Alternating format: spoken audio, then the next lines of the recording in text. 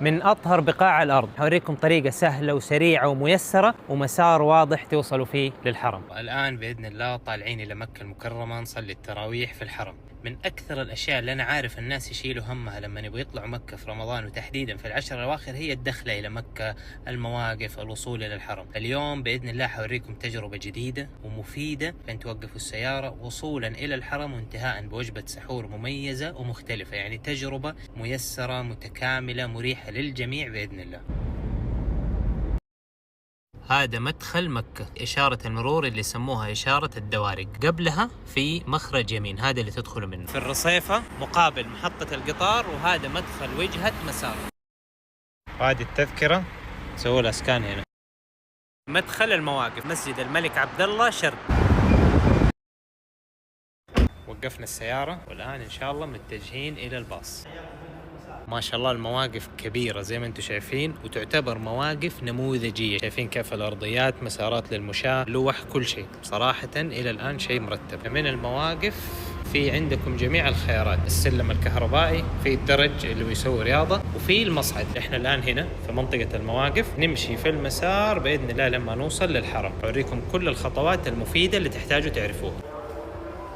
احنا اليوم ما شاء الله في العشر الأواخر ودخلنا بهذه السلاسة والسهولة إلى المواقف. خطوتين طلعنا فوق، جينا على محطة الباص رقم 3.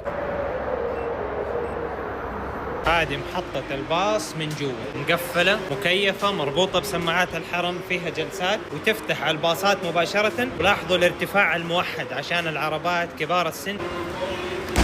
طبعا الأرضية خشنة عشان ما يصير أي عملية زحلقة. في أماكن مهيئة للعربات حق الأشخاص ذوي الإعاقة، وفي مكان للحقائب. شاحن الجوال موجود، اليو اس بي وتايب سي. لاحظوا إنه ما في صوت لأنه هذا باص كهربائي، ما في انبعاثات كربون ولا روايح تشموها ولا شيء.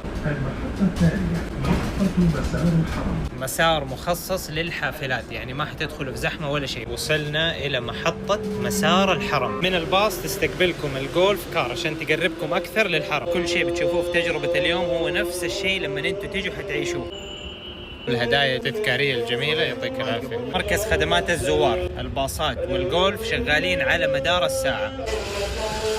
الجولف كار حينزلكم في هذه المنطقة واسمها ساحة مسار الحرم. من هنا خلاص الطريق إلى الحرم. عندكم مصليات للرجال وللنساء، اللي حاب يصلي هنا بعدين يكمل. مصليات مخدومة الله يكرمكم بدورات مياه، أماكن للوضوء. هنا في مطعم له فكرة مميزة جدا إن شاء الله حوريكم هنا. شوفوا بالله أجواء الضيافة. طبعا هنا القهوة السعودية، تسلمي شكرا. وهذه التمرة. طبعا الضيافة في المعمول، في الغريبة باللوز والغريبة بالورد.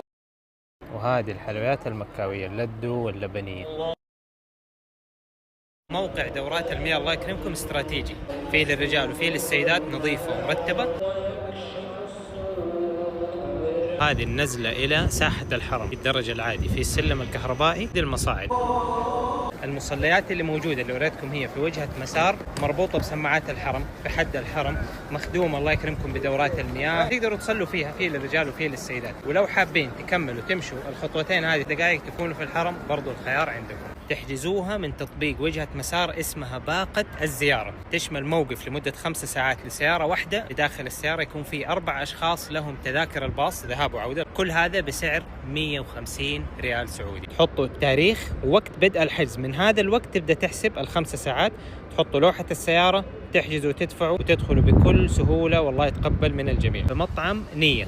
فكرة المطعم انه يقدم اطباق عصرية مستوحاة من العصر النبوي، وتصميمه رائع. الضيافة، الطحينة، دبس التمر والعسل، خبز الشعير، الصحيرة او الشريك اللي بالحبة السوداء، سلطة الورقيات مع التين والزيتون. هذا اللي هو الثريد، المعروف عن الرسول عليه الصلاة والسلام انه كان يحب هذه الأكلة اللي هي عبارة عن لحم الضأن الطري المطبوخ مع الخضروات. الحمد لله نفس طريق العودة. شكرا. اهتمام جميل بإعادة التدوير في مشروع مسار. يلا الآن إلى جدة. لو انتم خارجين وكان في ساعات زيادة عن ال5 ساعات حتدفعوا الفرق هنا.